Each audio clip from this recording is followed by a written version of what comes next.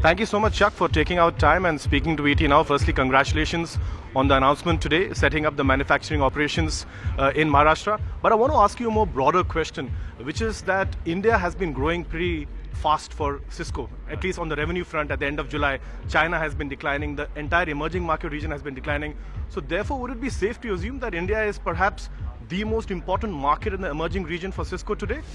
Well, certainly, as we looked over the last fiscal year, we had the privilege of selecting India as the country of the year from a business perspective. And we've had a long history of success here from our second global headquarters, where we leverage tremendous engineering talent for development.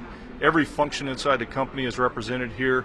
We have aligned very directly against the Digital India initiatives, and then today we announced Make in India and the support for manufacturing. So we think of India across every element of our business, and from that perspective it is incredibly important to us.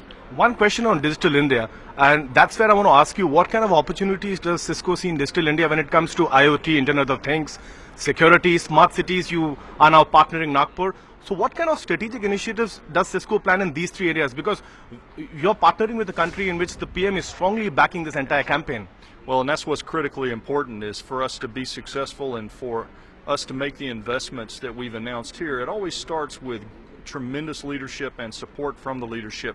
So I think that building out mobile broadband and broadband to every citizen in the country, leveraging and building out smart city capabilities, and then being a leader in the Internet of Things and creating an ecosystem of entrepreneurs and startups here, we think there's just unlimited opportunity, and we think it's going to continue for decades. I promised you two questions. One last question on the startup scenario. If you could just tell us, would it be safe to assume that today India perhaps is the most promising space for startups and is bustling with energy and a lot of bright new ideas as well?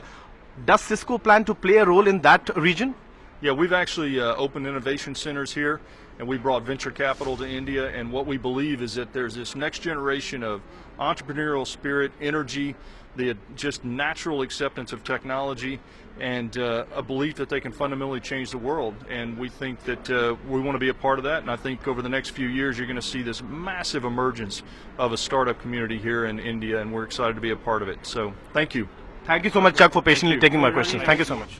Find us on Facebook at facebook.com/etnow, and don't forget to click the like button. You can also follow us on Twitter at etnowlive. To stay updated with all our programming, hit the subscribe button on our YouTube channel by logging on to youtube.com/user/etnow.